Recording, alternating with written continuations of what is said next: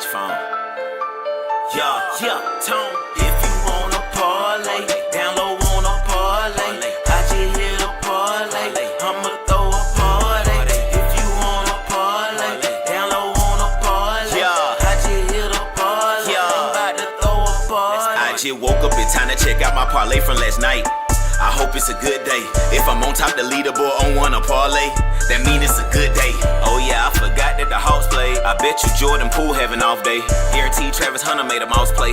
If so, I done cashed on my parlay. 2 picks, 4 picks, 6 picks, 7 picks. Pick your poison. Want a parlay, then download the app right now. Come on, join it. If you lose one time, gotta keep on going. Flip them winnings, gotta stack them coins. Stay in the race like Jacket Joyner. You'll win if you stack them points up. NBA, CBB, MLS, NFL, MLB. Take your time, build your slip. NHL, MMA, UFC. Yeah, you can go big on big. Yeah, or you can go small on small. World Series, Super Bowl, March Madness, Championship, win them all. If you wanna parlay, down low on a parlay. I just hit a parlay. I'ma throw a party. If you wanna parlay, down low on a parlay. I just hit a parlay. I'm about to throw a party.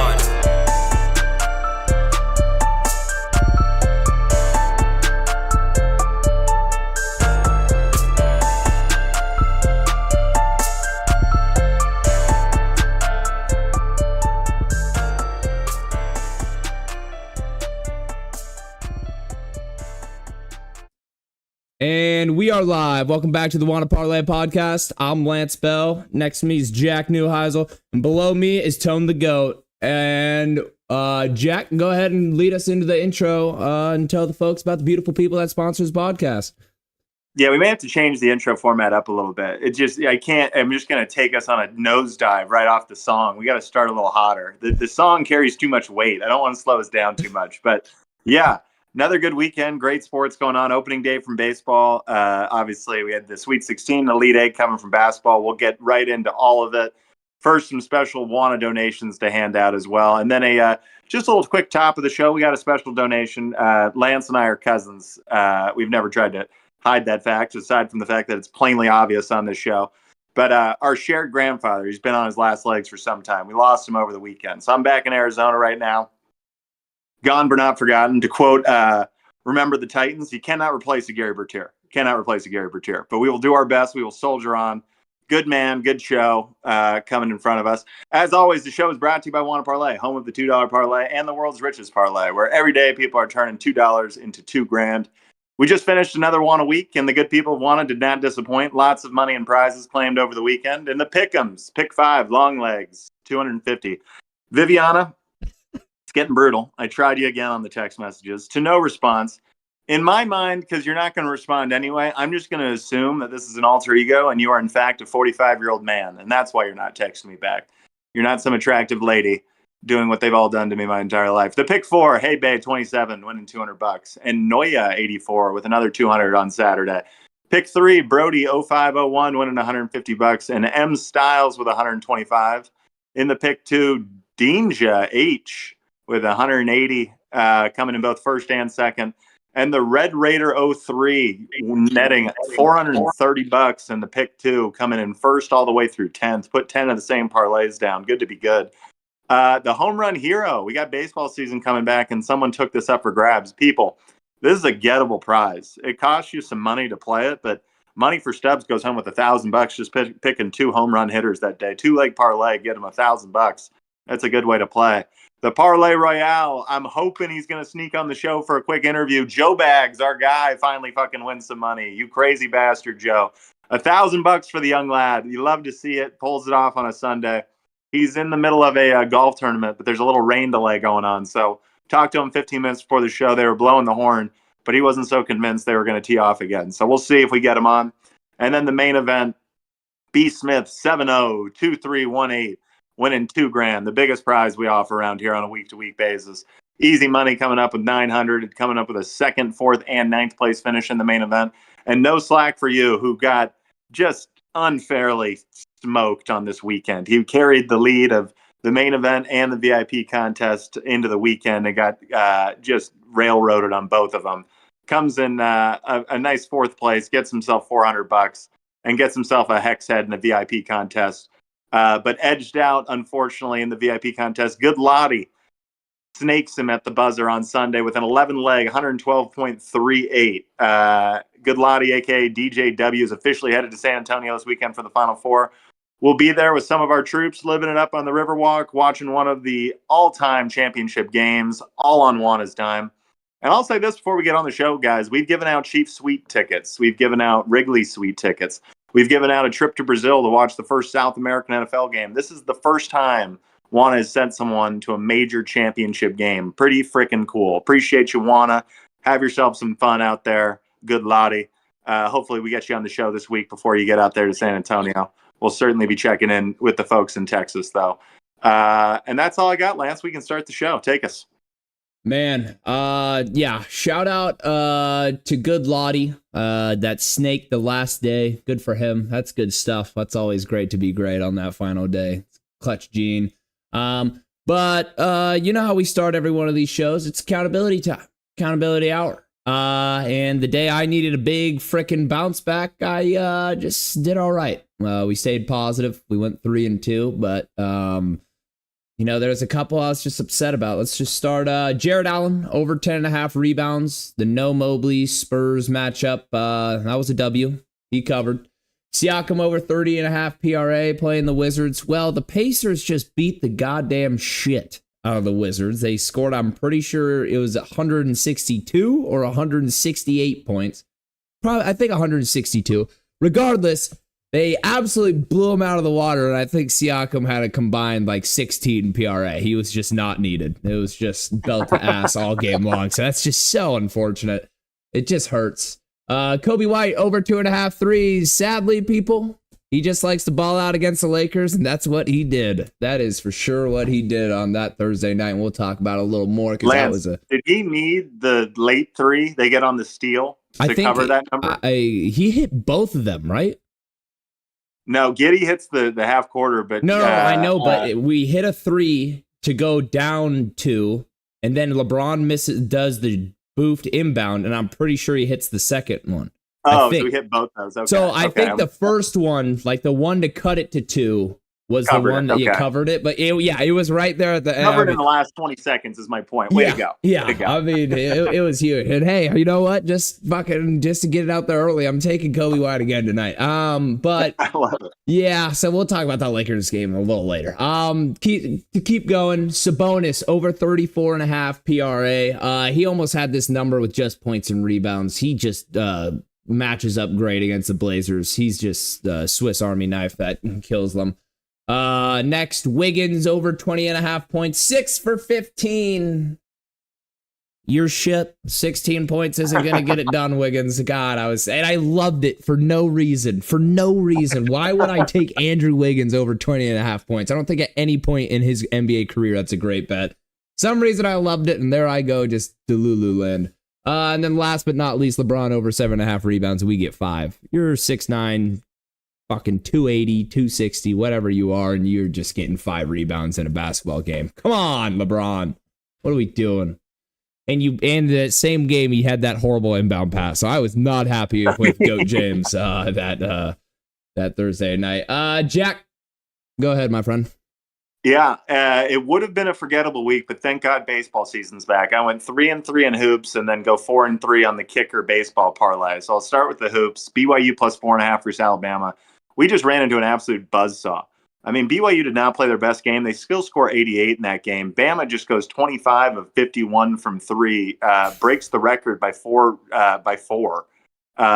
I think they beat some NBA teams that night. You want to shoot 25 from 51 from 3. Jesus Christ, I don't know who beats you.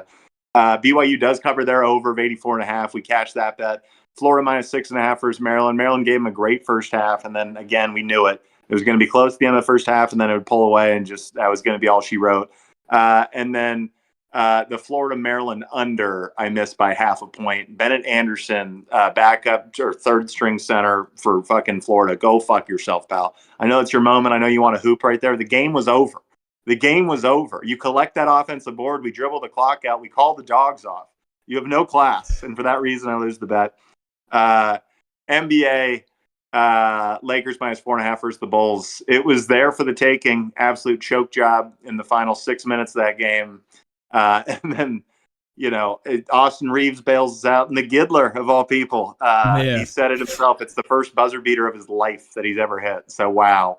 And then the Mavs, I got AD playing, so they cover their 6.5. You love to see it. I think they beat the Magic outright. And then baseball. I'd love to see baseball season back. I've been cruising on these little 2 and 3 game parlays.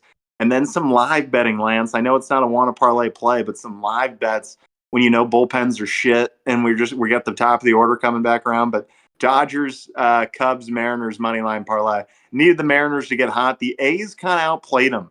Mariners had to come back to split that series 2-2. Thank God I got the Mariners to get hot, hit 2 home runs. Randy Arozarena absolutely fucking pimped one in the bottom of the 8th.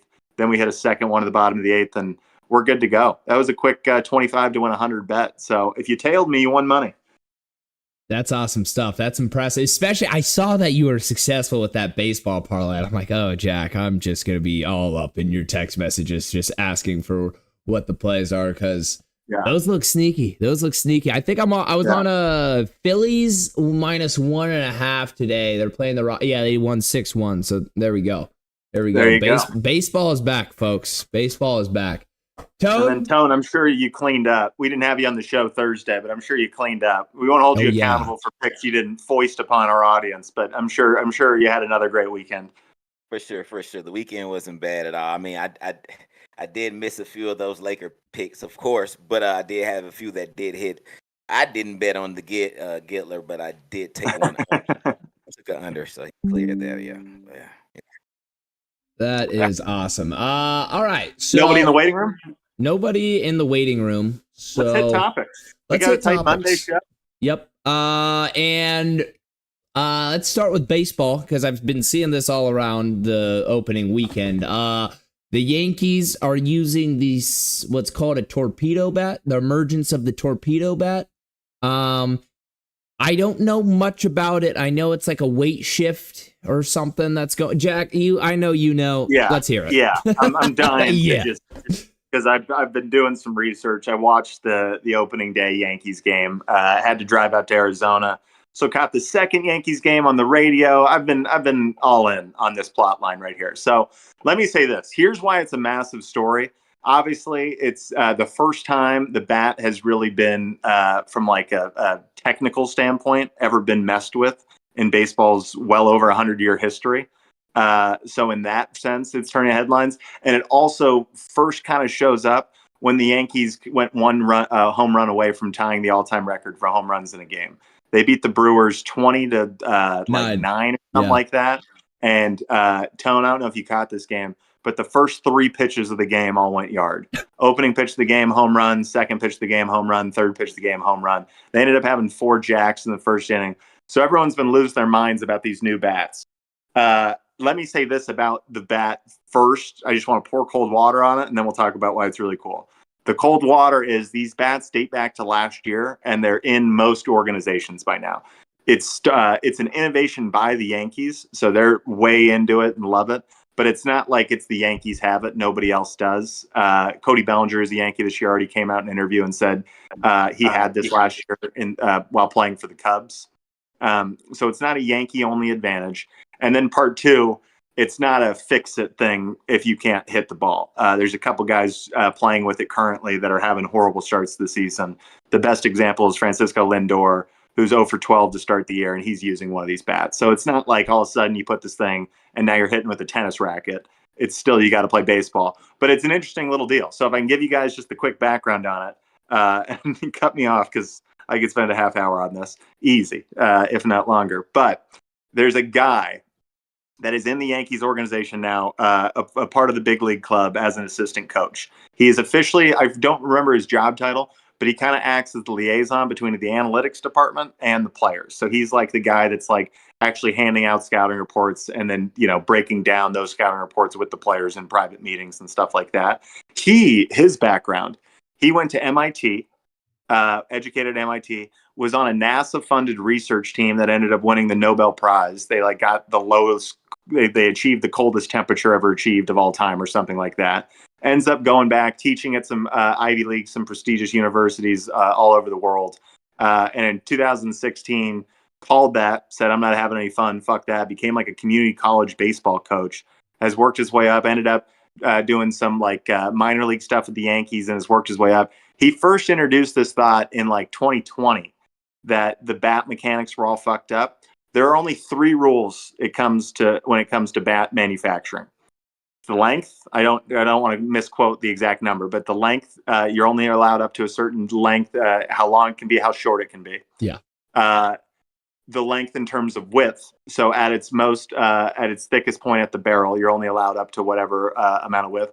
And then the overall weight of the deal. And then it has to come from one single piece of wood. You can't layer in multiple pieces of wood. It had to come from one solid piece of wood. So this satisfies all those rules. What they've done is they did some analytics on these hitters, saw they were making contact at very specific places that weren't really, the bat wasn't actually honoring. And so all they did is change the manufacturing, moved a lot of the weight and a lot of the wood to that sweet spot for those hitters and catered the bat specifically towards them. So out of the gate, the Yankees have officially hit more home runs in their first 3 games than any team has ever hit in a 3-game span in MLB history. So it's one of those things where it's like, holy fuck. It's a really cool thing. Baseball's been dying for offense, and we found a way to do it without PEDs. Like, this is like the foil, kind of meeting boats and surfing and that sort of thing. This is like, Lance Armstrong starting to wear the aerodynamic helmets and shit like that. Like, it's good when every now and again you find some innovative thing that breaks the game wide open. So I'm all here for it. Me as well. I mean, it looks sweet. And I didn't understand much because I'm like, hey, hitting a ball in the first place is a very difficult thing to do. And I'm like, I feel like this might be a little coincidence. Like, of course, everyone's noticing the new bats as well as they're just going off and getting hot. Like, it's the Yankees. They're a good. I know they're fucking still good. Like, I know you were worried about their roster this season compared to last season, like the injuries and stuff, but hey, they opened up hot, and it's the Yankees, and they're just hitting bombs, and like I feel like it's getting blown out of proportion. It's interesting. Baseball, basketball has been running into this problem where it looks every team kind of plays the same game now, right? The analytics with the 3-pointer and the way it looks. So every regular season NBA game's got the same kind of feel of like a little pickup-y game to it. Not a lot of set pieces, a lot of guys trying to hit threes, kind of deal. Baseball's got a lot of different strategies attacking it right now. And one of them that kind of you saw in the AL a ton last year, the Cleveland, what are they, the Guardians now? Not the Indians, the Cleveland Guardians employed. They were bottom of the league in almost all offensive metrics. Their starting pitching was middle of the league to bottom of the league. They had the number 1 bullpen by far. And so they would get in these games, they'd get up, they'd be up 2-1, and all of a sudden park it with their bullpen and go to work. So the Yankees went out and signed a great closer in Devin Williams from the Brewers. They bring back Luke Weaver, who was shut out all through the playoffs. So all of a sudden you get to the 6th inning. If a Yankees pitcher can survive 6 innings and give up 3 or less, which is a tall task. I mean, we're asking for sub-4 ERAs from every one of our starters. But that's going to be a winning recipe for them 90% of the time. Like, all of a sudden the Yankees, I think, I don't know if anyone beats the Dodgers. Look out for the Dodgers to go 162-0. But the Yankees are going to be just fine, it would seem, because they just got too much pop. They're not going to play a lot of small baseball, but they're going to hit 2 home runs and get 3 runs in the first 6 innings, it seems, every game, and then park it with their bullpen. It's going to take shelling their fucking starters to beat these guys. I know, it's just beautiful because I'm just looking at Tone with his Braves hat on, and that's exactly who they match up against, the Doyers. I think the Braves are 0-4. They play tonight. Yeah, like Braves Dodgers. Yeah. That's why you were bringing up 162-0, and I just saw Tone's face just go. But I got Ronnie Lyle in the chat. He says definitely cheating with that motherfucker. They're smacking that shit. There he is. Braves, let's go. So yeah. Oh, well, I was gonna say, so questions. My concerns is, and I love innovation. I love the fact that they're trying to make some ways to make baseball a little more exciting. I think it's definitely well overdue for them just finding some new kind of ways without geeking it up in the wrong areas where it feels like cheating and stuff like that. But so does this mean that the ball gets hit harder or further, or does what exactly is causing these home runs to be hit more on the regular, and does this make the defense a little more at risk for dangers? And do you think in the near future, if this is the thing, are they going to have to move the fence back further? So I think it's a little bit of a coincidence. I think they just hit 15 home runs, and they're the ones that are kind of the innovators behind this bat technology. But 4 of the home runs came from Aaron Judge, who is not using one of these bats. So like the numbers from this weekend are a little bit misleading. Jazz Chisholm's the guy that really raked over the weekend. Had I think 3 home runs on his own, and he's a guy who's like all time, I think has hit 21 home runs in a season as his career high. So all of a sudden a guy like that heating up. And then you're not going to see a ball now all of a sudden that exit velo at 130. It literally is just I think the best comparison I could make for it is when golf technology started sliding early in Tiger's career, like around the early 2000s. You started seeing golf club technology start getting really good, and they started weighting things accurately. So it's like there were times where Jack Nicklaus back in his day could step on a drive and hit it 330, but his average drive distance was never that, because the sweet spot and all that stuff, you just didn't sync it up nearly as often. I just think you see a higher frequency of harder hit balls with these guys, and I don't think it's each bat works for each guy. A bunch of guys have used it and put them down, just flat don't like them. But for guys that it works for, it seems to really work for. I don't think now all of a sudden you see like freak inflated numbers. I don't think we see a 400 batting average this year or something like that, or someone that isn't Aaron Judge or Shohei Ohtani hit 60 home runs. But so I think, honest to God, I can't find anything but positives with it. Okay. Yeah, it kind of reminds. I was just gonna say it really reminds me of like kind of like what the Eagles have done with the tush push. Like they just know, like, it's like the rule book better, and they're not breaking rules. They're just fucking just changing it up and doing different shit. And it's basically gonna. Do you think, Jack, at the All-Star break, do you think this bat gets banned? No. I think this is so good for baseball. Okay, that's good. Baseball has put their thumbs on the scale over the years. They've fucked with the baseball. There was like an era of like juice ball season where guys were fucking going yah on it. Like they've been looking for this. This is only good news for baseball. I had to make sure it wasn't cork bats. We're good. Yeah, exactly. It's not like all of a sudden we're letting them play with fucking DeMarini metal bats out there. Like it still satisfies. It's still a baseball bat as good as a whole. It's just got a little science in it, which I appreciate. Yeah. Hey, I think most people are. And I feel like just because it's the Yankees, and it was the fact that the Yankees went yard and are having, like, everyone was so quick to be like, these motherfuckers are cheating. These guys. So that's why I'm like, I think we just. Oh, here we go. KG Lil Joe's says, "What's up, gents? Torpedo bats. How did Kansas City get those torpedo bats already? They beat Milwaukee 10-0 today." The problem's Milwaukee. The Brewers suck. Yeah, where's that? Also might be Milwaukee. Yeah, I'm like, when are we gonna point the finger to the real problem? It's the bullpen in Milwaukee. Jeez, I feel bad for them. KG Lojo says Milwaukee people just like to complain. He's a Midwestern guy himself, so he knows that for sure. Lonnie Lau agrees. He's like, so it's literally just hit or miss. It's like, these bats, like you still gotta hit the ball and be a great player. So yeah.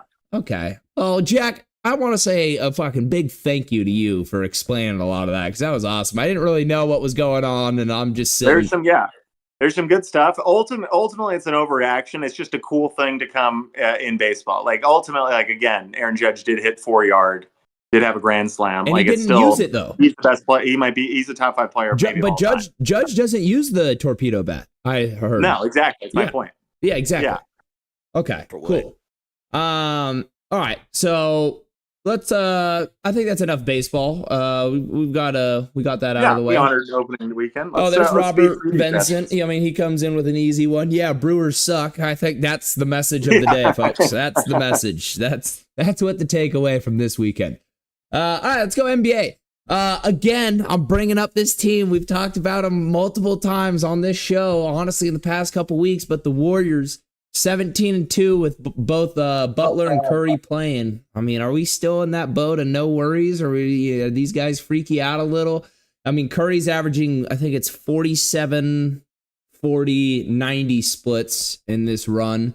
And he's got about, I think it's like a 26, 5 and 5 about the stat line. So they're getting hot and they're getting good and they're getting chemistry. Do we see these guys going past the first round, second round? I find them a little like, it's weird. I don't know that they're legitimate contenders. Like, I don't think they're going to win a title, but I absolutely think they can ruin it for anyone playing in the West. I think they could win a 7-game series against anybody in the West. Yeah, no, they're damn good. Tone, what do you think?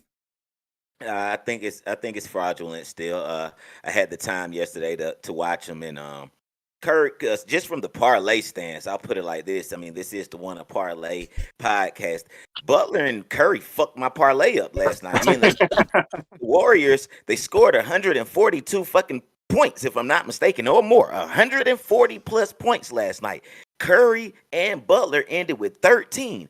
I mean, just total bust. I mean, it is what it is, but I don't and I was watching I don't think the gel is there as people think. Like, when you start dialing in on a 7-game series and one team for this series in a row, I think when people zone in on the Warriors, they don't have to zone in on too many aspects, because once you get past the layers of Curry and maybe Butler, nobody else is super dependable like that.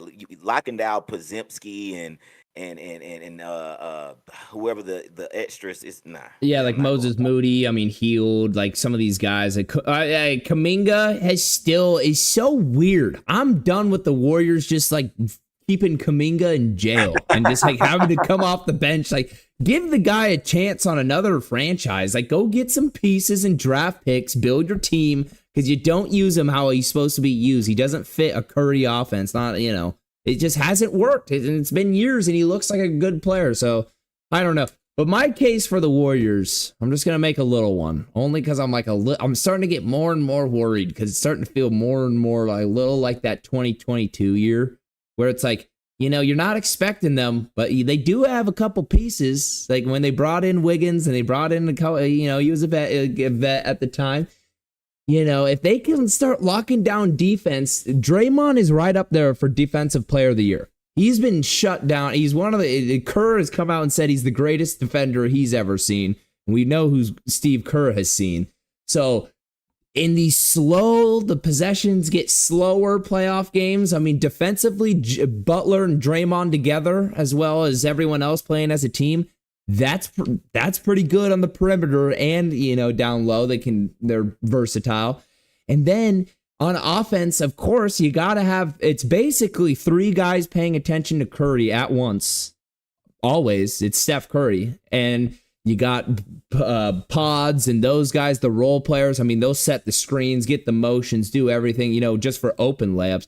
And Jimmy Butler, if he can turn on that playoff Jimmy and he's getting those one-on-one matchups in the mid-range and is foul baiting and getting people in foul trouble, Jack, I think you're right. They could beat anyone. They could catch him in a sneaky series. Because they're pretty sneaky. That's why I get a little. I'm like, the more and more, because when we had Anthony Davis on the Lakers, and I know I'm just bringing up the Lakers instantly, but when we had AD, I never feared the Warriors. Because he was such a mismatch for them. We always got them in foul trouble. But now I'm like, we're gonna see if I don't know. So I don't want to see him. Is my point. Yeah, I don't want to see him. Yeah, exactly. So those are does anyone have any final thoughts? I see Tone smiling. So. No, I think you just widen up the conversation. I see your next, your bullet point here. Obviously, we had LeBron game winner over the Pacers, bailed Luka out on the floater miss. Then immediately after, blows the Bulls win. One of the maybe the worst turnover of LeBron's career. Yeah. If you take context out of it, just raw shitty turnover. Like if you take like playoffs and like the stakes out of it a little bit, like regular season blown. That was brutal. It was unbelievable. I mean, there was 2 ticks on the ref's arm. Like there was time. He just rushed a fucking lazy pass. This was one of the rare times that I've actually genuinely been like, LeBron, what the fuck are you doing? Because he's the highest IQ, probably basketball player ever, or at least one of them. Yeah, and now we get the Lakers versus Houston tonight, and I like you're posing the question, Lance, of what do we? It's a weird spot for the Lakers because I will say this: like I'm staring down the standings right now. We want to exist in this world forever. We got Denver at 3. We got Golden State at 6. We would not have to play either one of them until the Western Conference Finals in this path. This is where we want to live. So we've got a buffer zone. If we lose one, all of a sudden we're going to get a little tight with Memphis down there at 5. But if we win, we're going to bring Houston back and all of a sudden possibly push Denver all the way up to 2 in a world we'd have to play Denver in the second round. Not a world I want to live in. Jack, I'm worried about playing the Golden State Warriors in round 1 because the Grizzlies fired their coach, Jenkins, on some random shit that I haven't been able to get a good explanation. I've looked all over. They were 44-28 or something. Like and they fire a coach this late in the season. I'm like, okay, that's interesting. Yeah. So if they start dropping games, Warriors move up to 5, and we might have them round 1 because it's going to be tough. We're closer to the 5 and 6 seed than we are to the 3 and 2 seed. Yeah, and then I tell you, Minnesota, I do not fear them, but they're hanging out there to make things interesting as well. Just a half game back from Golden State as well. I think the Clippers are going to be in the play-in. I thought they'd be more competitive. They're not going to get at that 6th spot, so it's a coin flip there. Warriors, Timberwolves. Got to look at their schedules and see whose path is there. But that's all I want is let's keep eyes on the standings. I will say this. We talked about this conundrum last week and how do the Lakers position themselves in the standings while still carrying some momentum. I think you want to make a habit of beating these playoff teams right now. I think you want to carry some wins against these guys should you have to match up against them again in a couple weeks in a big time series. So I've got the Lakers down on my picks tonight. I like the Lakers to not only win but cover. I think we get like a kind of a serious moment from the JJ Redick Lakers tonight. We kind of see what playoff basketball is going to start to look like for them. And how badly I want the Lakers to win. I have no interest in tailing. This is not a squad ride. That is solely a Jack pick, and we're gonna leave it now. Like, come on, because the squad rides have not been looking too good. No, but let me read a little bit of a chat. KG Lil Joe says, and this was back with the Warriors. They are one Draymond Green meltdown away from total playoff disaster. All right, I mean that's not far off. Calling it now. How to spell Butler backwards in the playoffs equals bust. AG, hold on now. This guy took the Miami Heat to the NBA Finals 2 of the last 4 years. Give him a little credit. Jimmy's had some playoff moments. I'm a fan of playoff Jimmy. I don't know. Go ahead, Jack. I find him just flat dangerous because I think you're gonna get all the extra shit from him every game. Every 7-game series, you're gonna get everything. The scoring's the question mark. And I think you can pencil them in for 1 or 2, 28-plus point barrages if a series is to go to 7. So all of a sudden you're talking through you're gonna have to fucking beat this Warriors team now. Yeah. You're gonna have they're gonna be peskier than shit. Like there's no 15-point lead that's safe against Steph Curry. It just doesn't exist. And if Steph Curry gets hot, I hate to say it because I was a big Curry hater until I had to shut my mouth after that 2022 championship. Steph can get hot. I mean, the sky's the limit for that guy. We all know that. So, one last one from KG Lil Joe's. Oh, by the way, did you see my Bulls win 2 games this year against those Lakers? And that last game with that total choke game. Told you guys these guys got late to the hotel. Gids for Prez. That is so funny. KG. Oh, that's your Super Bowl. I'm so happy for you. Chicago sports. I mean, let's think of Chicago sports. And then we got Bears. We know how that's looked. Bulls. We know how that's looked. Blackhawks. I guess you got that kid Bedard, but you're going to need a lot more than him. What else we got? White Sox. What were you guys last year? Was it the worst ever or just up there? I think they were 21 and 141. Okay, so close to the worst ever. And then Cubs, I mean, 1 championship in the past 106, whatever it is. All right, KG, Don't be poking the bear over here in LA. Hey, it's one of the great American cities. I know. I'm just giving him shit. I'm so mad. I mean, that run, Jack, and you had the -4.5. I mean, just to go one more time, it was a 9-2 run in the final 10 seconds. Like you were covering right there, and next thing it's just KG will just say, "What's your point?" I'm just talking shit because I'm pissed that LeBron just absolutely shat down his leg. All right. Let's Tone, what are your thoughts on the Laker game against Houston tonight? Do you like Lakers? Are you a little skeptical? It's at home. What do you think? No, I'm not skeptical at all. I think the Lakers, they're gonna come out and not have no repeat of what happened with the Bulls. Houston, they had a good game last night. Jalen Green, he went out, he showed his tail. I think Jalen will go for another 30 tonight at that, but I think Luka is going to match that and cancel him out. I think LeBron's going to come out with maybe like a triple-double with a 18-point triple-double, something like that, 18, 10, 10, something like that. And Austin Reeves is going to carry that second slot with whatever pointage we need. And then the benchage, you know what I'm saying, our defage. You know what I'm saying? Our deep defage. You know what I'm saying? I don't know if that's a word, but we made it now. You know, the Lakes show have defage. You know, so you know your Gabes and your Brunnies, and I think they're gonna get some tick tonight because we're gonna be up. We're gonna beat them by 9.5 tonight. That's what I'm going for. Hey, I love it. Hey, I like that. I mean, the Lakers. KG Lo Joes tells us, he says the Lakers are at full strength tonight for the first time in a while. So if that's the case, I mean, we got Rui back in the lineup. We got Dorian and Vanderbilt, our Swiss Army knife defenders. If we have, like you said, Miami Gabe, if we have Miami Gabe, we can go places because that guy, he's a baller. And yeah, I've liked Gabe this year. I like Gabe. No, right after around the Luka trade, when he realized he was staying in LA, he's turned it up. Yeah. So I salute. He's actually worth this mid-level exemption contract we've given him. All right, so let's move on. NCAA hoops, of course. I mean, the story that there is, all 1 seeds make it to the Final Four for the first time since 2008. Also in San Antonio. Jack called that out a couple weeks ago. Is this a trend to come? Is the transfer portal getting rid of mid-majors and Cinderella stories? I think we can save that. I think we can save the wider conversation for tomorrow and talk. Spend a little bit more time on NCAA hoops. I more wanted just to treat that as the crazy headline that all 1 seeds made it. And this is after we talked about how chalky the Sweet 16 was. All 16 teams coming from the 4 major conferences. Not even the Big East getting a bite at the apple this year. So it'll be interesting. We'll kind of break that down tomorrow and go through it because with the trend of the transfer portal, how do you even match up? You know, if you're UC Riverside or whoever, you know, some of these dark horse teams are coming in, because how are you going to retain the players? How are you going to have, some of these average rosters are as old as the Oklahoma City Thunder that are still playing right now.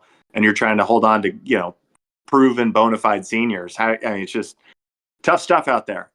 Ultimately, we're getting a great basketball product. So it's, the romantic ending gets upset, but ultimately we end up with we're getting unreal games here this week. So it's interesting. We'll talk it through. And then I had one more, Lance, that literally just the headline. We don't have to break it down, but Frank Reich officially headed to Stanford on a 1-year deal as the head man to take over for Troy Taylor, who was fired for the softest reasons of all time. Frank Reich, damn good coach, had good years with the Colts. They've said it's just going to be a 1-year deal. He is purely the get him over the hump guy while they figure out, how to pick up the pieces after the Troy Taylor debacle. Stanford already has every meaningful player in the portal. A bunch of them getting a ton of big time offers come at them right now. I think they're going to be a disaster. I think Stanford's years away from being the Jim Harbaugh Stanford team. Maybe never again, quite frankly. With how quickly college football is going to ramp up and change, they may be one of the teams left behind here.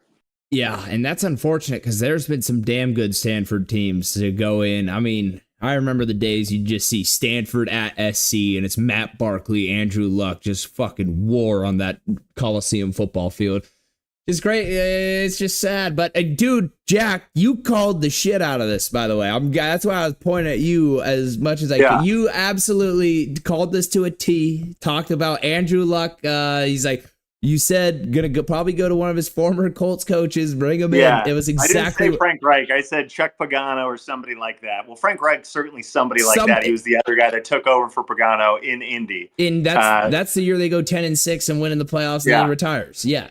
So I gotta give you. I'm giving you flowers. Come on, take it. It's about time. I will say I've had some shitty predictions. I was the guy that said Aaron Rodgers to San Francisco. I said Darnold back to Minnesota. I said the Giants were going to trade up to 1 and take Cam Ward. I've been fucking off this offseason, so it's good to get one. And I'll give credit where credit's due. But hey, the interesting one with the Giants, because you were talking about, okay, Russell Wilson probably wants more money. And I think that was also kind of true because he negotiated a decently sized contract. But regardless, we'll give you the flowers on this one. Come on. Let's go, baby. I still think the Giants are fucked up. I'm wrong on that because they're wrong, not because I was wrong. They're fucked up. Exactly. Yeah. I like that. All right. Well, shit. Should we hop into tonight's picks? Yeah, hit the picks, brother man. All right. I got 8 player props. And I'm gonna give a little brief description of why I picked them on each of them. And I've started to realize a trend about myself. I can't take an under. I'm scared of them. I've never taken an under in my life. I'm just an over goblin. I can't do anything about it. I can't figure it out. Every time I try to look for one, I'm like, no, I'm going to take this over. So here we go. Kawhi Leonard over 22.5 points. This is Orlando versus the Clippers. Clippers at Orlando. Orlando's a great defensive team, so it's really going to come down to the stars to win this game, but I still like West over East, and if I like Kawhi to cover this number. He's not really guardable. He's just a mid-range assassin, just can get to his spots whenever he likes. So I like over 22.5 points. Next, Alex Sarr over 1.5 blocks in this Washington versus Miami game. Miami has struggled ever since the departure of Jimmy Butler, so I think this will be a little bit of a closer game. And I read that Miami is susceptible to blocks. Their opposing team gets about 4.5, 5 blocks a game. They play against, and they're going to challenge Sarr, undersized center. These undersized centers get challenged, and I've been getting more blocks than I've seen. So, I like that one. I like the rookie. He's been playing well. He's covered this number recently too. So, moving on. Zach LaVine over 20.5 points. This is Kings versus Pacers. LaVine been inconsistent. He's been inconsistent. I see you, Toad. He's been inconsistent ever since his arrival in Sacramento, but he's very familiar with these Pacers. He's on the Bulls for however many years, and when he plays these bottom tier defenses, I just think he's going to get points. And I'm like 20.5 for Zach LaVine when he was on the Bulls is low. It was low, like when he was. So I'm like, I think tonight, I think he covers the number. I think the Kings perform pretty well tonight. Zach Edey over 7.5 rebounds. This is Boston versus Memphis. Boston has Kristaps Porzingis, so if you have a 7-3 guy out there, you're probably gonna match up your 7-4 is Edey, 7-2, whatever he is. He's a big guy. He's going up. Yeah, there. 7-4, 7-5. Yeah, he's a massive cat. So I think he's going to get a lot of minutes, which also translates to rebounds. I like his over in 7.5 rebounds, and he's covered. I've seen him cover the number the past couple games, so I'm like, why not ride the rookie train? Kobe White over 2.5 threes. This is Bulls versus OKC. This is solely because I'm just riding the Kobe White wave. I don't think anyone expects anything out of Chicago. This is usually when they're sneaky and they play well and they do the best they can. Just ride the train. Fuck it. Let's go. Give me Kobe White over 2.5 threes. Next, Drew Timme. This guy was just signed, the Gonzaga legend, signed to the Brooklyn Nets on a 2-year deal. He'd been running around dropping like a 50 bomb in their G League. They've been giving him minutes because, they're not playing for shit and they got injuries and Cam Johnson and other guys. So Timmy's getting time. I'm like, hey, the Timme trade. Give me some of the Timme trade. So 11.5 points against the Mavericks. Now, Anthony Davis is playing, so that kind of scares the shit out of me, but we'll see. Give me Drew Timme. And speaking of Anthony Davis, I have his over 9.5 rebounds. We haven't really seen a dominant performance yet from him returning from injury. And I'm like, why not against the Nets? I remember many times on the Lakers, when he plays bad teams, he just looks like the goddamn greatest big of all time. So I like the 9.5 rebounds over. And last but not least, gimme Reeves, 21.5 points. Lakers Rockets. I mean, you're gonna get the best defenders on LeBron and Luka, of course. They're gonna leave like a Jalen Green, not the great defender, out on Reeves. He's gonna get a lot of matchups, and he's just been buckets recently. He's just been scoring the rock, and I like this number, and that's my final pick. Jack, go ahead, Lance, my friend. the meat of that, when you go from Edie down to Drew Timme, those 3 picks right there, I am chasing the hell out of them. Drew Timmy's not going to be on the floor with Anthony Davis a lot. Anthony Davis hasn't gone over 30 minutes yet with the Mavericks. They've got him on a little bit of a minutes restriction. Drew Timmy's going to play that 18 when he's off the floor, and we're going to clean up that 11.5. I love it. And then Kobe White, the Bulls are hot. They're not going to beat the OKC, but they're going to give him a little run tonight. They're going to give him a little scare. What the hell? Let it fly, Kobe White.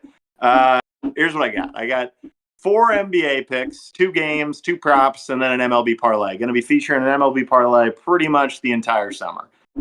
Ripping up a daily MLB parlay. It's the way I like to play that game. So anyway, Magic +3 versus Clippers. I think the Clippers have been disappointing the last couple weeks out. I think they're in prime spot right here to be vying for a 6 seed and get themselves out of the play-in, and I've seen no uptick in energy or play. Meanwhile, I think the Magic have kind of stifled their little slide, and all of a sudden they're getting right, starting to look decent, coming into the playoff picture. And then this is an 80-20 public split. Everyone's betting the Clippers, so I'm just taking the Magic, fading the public. Magic +3.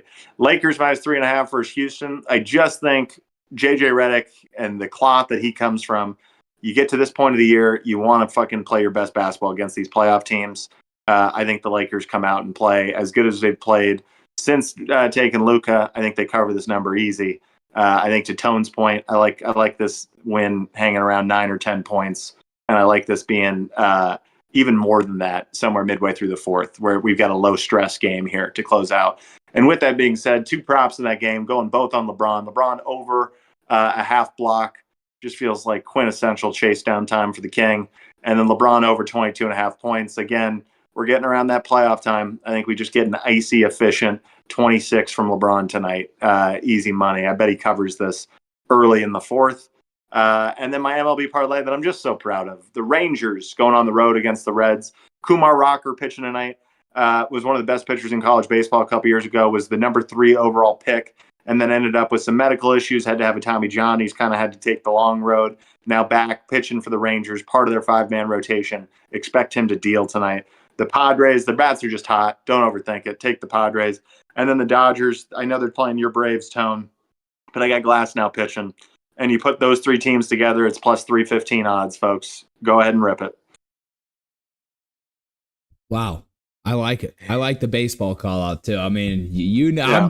I'm definitely tailing probably every baseball parlay. I'm telling you. And I just want to I'm see going to what put we 7 can do. parlays down a week. I want to win 3 of them. And then a couple live bets here and there. I'm opening weekend. I won $590 this weekend, folks. $590. That's good. Hey, that guy in your back alley, he wasn't happy. He wasn't happy having to feed you the envelope for change. All right, Tone. I've put him on several fucking tropical vacations so you can get my eye.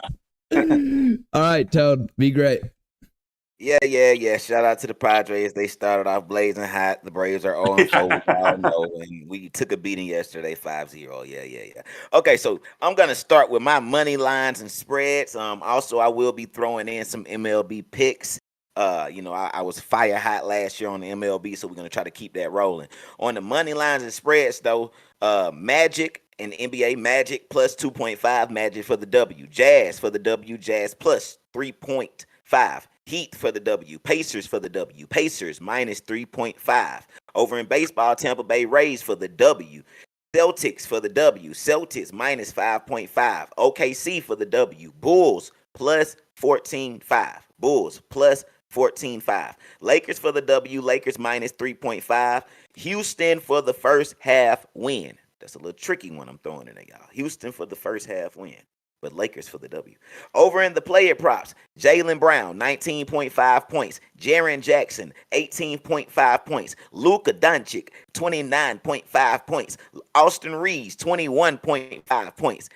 Jalen Green, 22.5 points. Alfred Sengun, 15.5 assists plus rebounds. Vandy, 0.5 3-pointers. Sengun, under 34.5 PRA. Dylan Brooks, 17.5 PRA over. Luka, 7.5 rebounds over. Steven Adams, 5.5 rebounds over. 14.5 Lakers 3-pointers made over.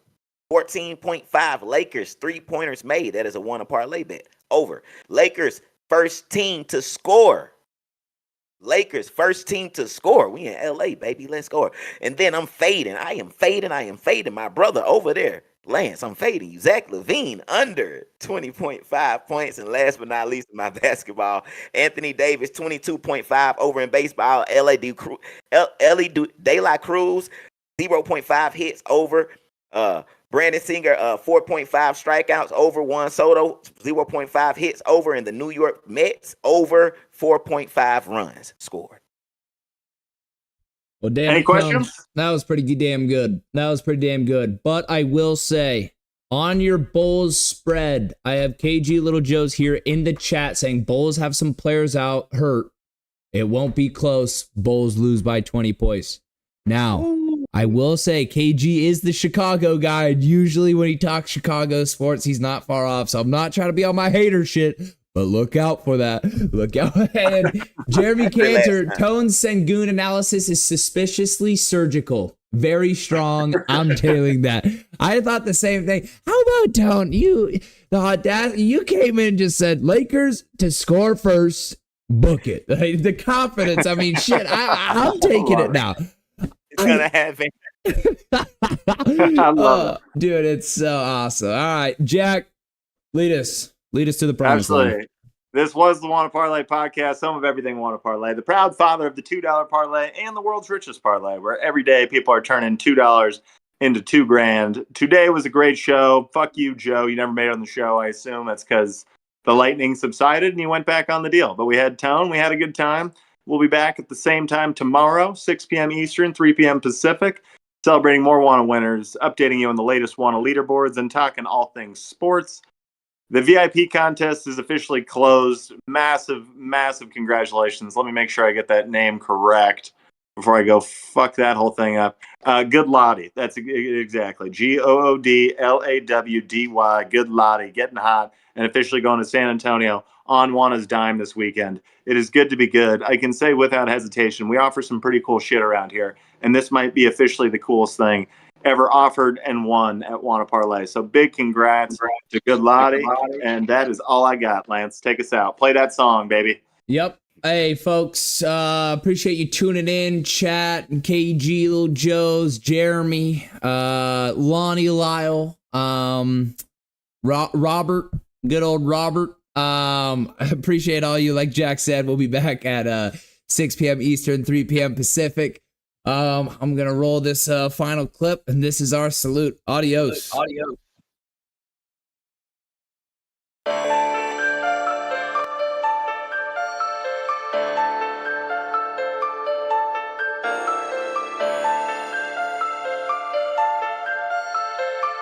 Pull out your phone. Yeah, Tone. If you wanna parlay, down low on a parlay. I just hit a parlay. I'ma throw a party. If you wanna parlay, down low on a parlay. I just hit a parlay. I'm about to throw a party. I just woke up in time to check out my parlay from last night. I hope it's a good day. If I'm on top the leaderboard on Wanna Parlay, that mean it's a good day. Oh yeah, I forgot that the Hawks play. I bet you Jordan Poole have an off day. Guaranteed Travis Hunter made a mouse play. If so, I done cashed on my parlay. 2 picks, 4 picks, 6 picks, 7 picks. Pick your poison. Wanna Parlay, then download the app right now. Come on, join it. You lose one time, gotta keep on going. Flip them winners, gotta stack them coins. Stay in the race like Jackie Joyner. You'll win if you stack them points up. NBA, CBB, MLS, NFL, MLB. Take your time, build your slip. NHL, MMA, UFC. Yeah, you can go big on big. Yeah, or you can go small on small. World Series, Super Bowl, March Madness, championship, win them all.